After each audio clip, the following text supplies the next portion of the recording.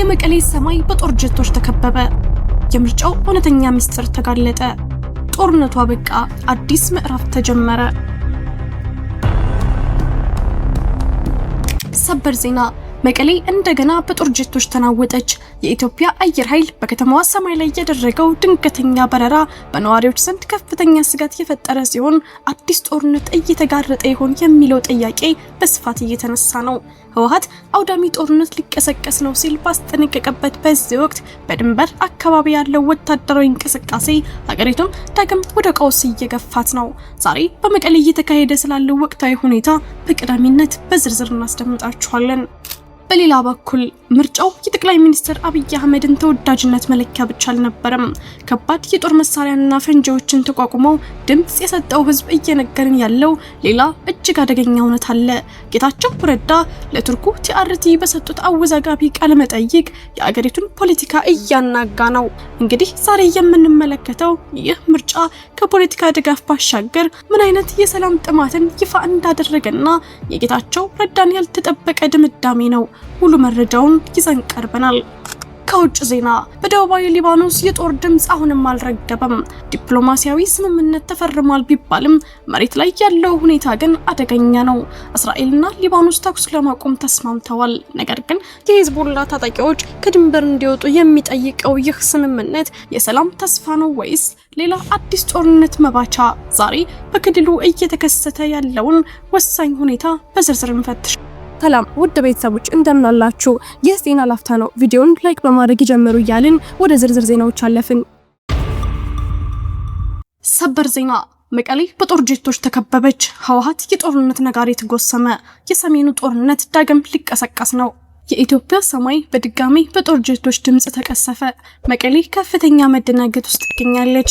በትግራይ ክልል ዋና ከተማ መቀሌ ላይ የኢትዮጵያ አየር ኃይል ተዋጊ ጀቶች ለተከታታይ ቀናት ባደረጉት ድንገተኛ ዝቅተኛ የበረራ እንቅስቃሴ የከተማዋ ነዋሪዎች የጦርነቱን አስከፊ ቀናት በድጋሚ እንዲያስታውሱ አድርጓቸዋል። ሰማዩን ጥሰው በከተማዋ ላይ የደቀኑት እነዚህ ኃይለኛ የጦር ጀቶች መከላከያ ሰራዊት ወደ ክልሉ ለመግባት የሚያደርገውን እንቅስቃሴ አመላካች ነው ወይስ የአየር ኃይሉ የቅኝት ተልዕኮ ብቻ ነው የሚለው ጥያቄ በፖለቲካ ተንታኞች ዘንድ ትኩስ ክርክር አስነስቷል። ይበልጥ ነገሩን አስፈሪ ያደረገው ደግሞ የሻዕቢያና የህወሓት ከፍተኛ ወታደራዊ አዛዦች በመቀሌ ተገኝተው ለውትድርና ዝግጅት የሚያነሳሳ ጽምዶን ባወጁበት ወቅት መሆኑ ሁኔታውን እጅግ አደገኛ አድርጎታል። በሌላ በኩል ምርጫን አጠናቅቄያለሁ የሚለው የጠቅላይ ሚኒስትር አብይ አህመድ መንግስት ከምርጫው ማግስት ትኩረቱን ሙሉ ለሙሉ ወደ ትግራይና ህወሓትን አደብ ወደ ማስያዝ መለሱ የሚሉ መረጃዎች እየወጡ ሲሆን ይህ የአየር ኃይሉ እንቅስቃሴ የዚህ ስትራቴጂክ ለውጥ አካል ነው ተብሎ በስፋት እየታመነበት ነው። ህወሓት ወደ ወልቃይትና አጎራባሽ ቀጠናዎች የክተት አዋጅ ማወጁን ተከትሎ የፌዴራል መንግስቱ ምላሽ ይህ ነው ወይ የሚለው የሁሉም ሰው ጥያቄ ሆኗል። በምርጫ ቦርድ እውቅናው የተሰረዘው ህወሓት በበኩሉ ሊቀረፍ የማይችልና አውዳሚ ጦርነትን ለመከላከል የቀረበ አስቸኳይ ጥሪ በሚል ለዓለም አቀፍ ማህበረሰብ በላከው የዲፕሎማሲያዊ ማስታወሻ ኢትዮጵያ ወደ አዲስ አውዳሚ ጦርነት እየገባች መሆኑን በመግለጽ መንግስት የኃይል እርምጃን የመረጠ ፖሊሲ እየተከተለ ነው ሲል ከሰዋል። ይህ በእንዲህ እንዳለ የፌዴራል መንግስቱ በበኩሉ የሰጠው ምላሽና የጀቶቹ በረራ በተዘዋዋሪ መንገድ ህወሓት የሰበሰባቸውን የጦር አዛዦችና የፖለቲካ አመራሮች መልእክት እንደሚያስተላልፍ የዘርፉ ባለሙያዎች ይናገራሉ። በተለይም የህወሓት መሪዎች የውይይትና የመደራደር አማራጮች እየጠበቡ መምጣታቸውን ሲያነሱ መንግስት በበኩሉ የትጥቅ ንቅናቄንና የድንበር ክልል መተላለፎችን በታጋሽነት የሚመለከትበት ጊዜ ማብቃቱን በተግባር እያሳየ ነው። ይህ የሁለትዮሽ የፖለቲካ አቋም ልዩነት ሀገሪቱ ወደማትወጣበት የፖለቲካ መተላለፊያ ውስጥ መግባቷን የሚያሳብቅ ሆኗል። ይሁን እንጂ በድንበር አካባቢ በትግራይና በኤርትራ ኃይሎች መካከል አዲስ የጋራ መግባባት ተፈጥሯል በሚል እየወጡ ያሉ ዘገባዎች ጉዳዩን ከቀላል የውስጥ ግጭት አውጥተው ወደ ቀጠናዊ የጂኦፖለቲካ አጀንዳ ከፍ አድርገውታል። የከተማዋ ነዋሪዎች በተለይም በምሽት በሰፈረው ጨለማ ውስጥ የሰሙት የጀቶቹ ድምጽ የቀድሞውን የጦርነት ድባብ በመቀስቀስ ከፍተኛ ስነ ልቦናዊ ጫና ፈጥሯል። ይህ በህወሓትና በፌዴራል መንግስቱ መካከል እየተባባሰ የመጣው የኃይል ፖለቲካ አገሪቱን ዳግም ወደ እሳት ማገዶ ይከታታል ወይስ በድርድር ይፈታል የሚለው ጥያቄ የበርካቶቹን ትኩረት የሳበ ዋና የፖለቲካ አጀንዳ ሆኗል። መሬት ላይ ያለው እውነታ ግን ጦርነቱን በቃኝ የሚሉትን ህዝቦች ስጋት የሚያባብስ ሆኖ ቀጥሏል።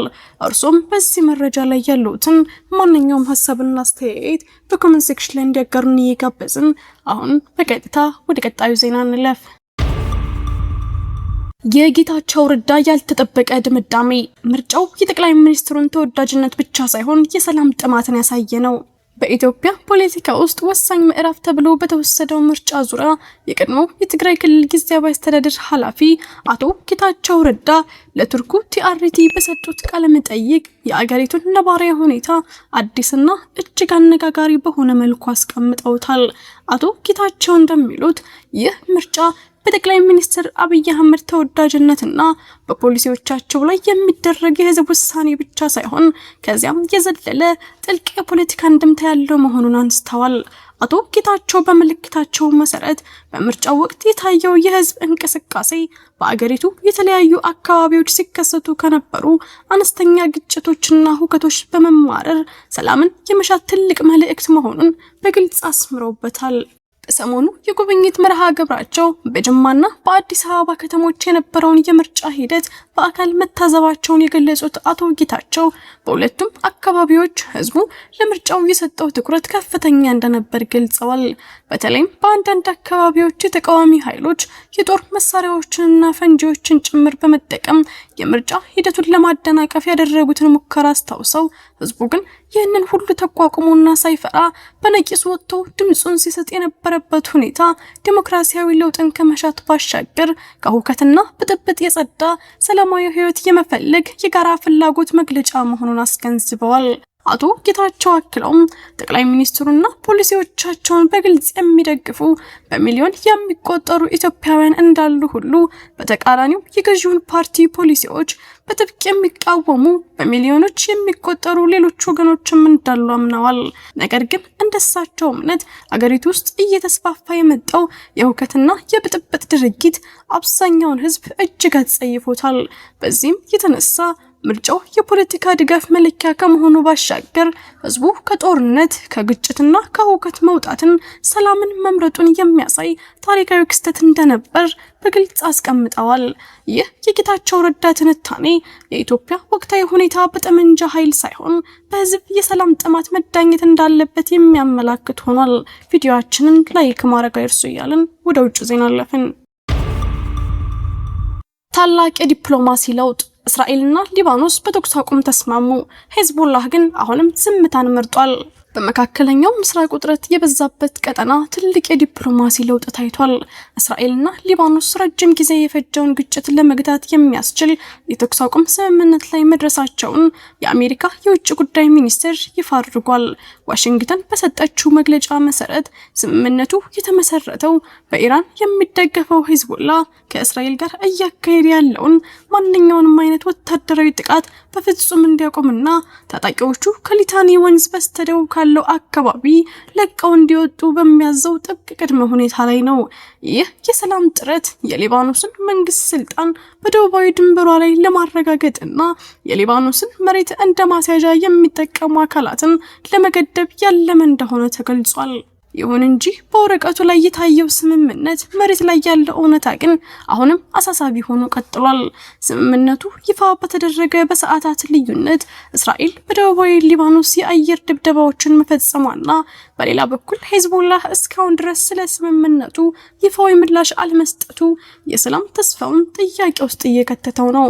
ሁለቱ ሀገራት በቀጣይ ሰኔ 15 2018 ዓመተ ምህረት አጠቃላይ የሰላም ስምምነት ላይ ለመድረስ በድጋሚ ለመነጋገር ቀጠሮ የያዙ ቢሆንም የሄዝቦላህ አቋምና የሁለቱ ወገኖች የጦር መሳሪያ አለመቀነስ ውጥረቱ በምን ያህል ፍጥነት እንደሚረግብ የሚያሳይ ፈታኝ ምዕራፍ ሆኗል። በዓለም ዙሪያ ያሉ አይኖች በሙሉ በቀጣይ ቀናት በሁለቱ ወገኖች መካከል የሚከናወነውን እንቅስቃሴ በጉጉት እየተጠባበቁ ይገኛሉ። ውድ የዜና ላፍታ ቤተሰቦች የሰዓቱ መረጃዎቻችን ያዳመጣችሁትን ይመስል ነበር። ስለተከታተላችሁን እያመሰገንን ቻናላችንን ሰብስክራይብ በማድረግ ቤተሰብ እንድትሆኑ እየጋበዝን በዚሁ ተሰናበትን። ጤና ይስጥልን።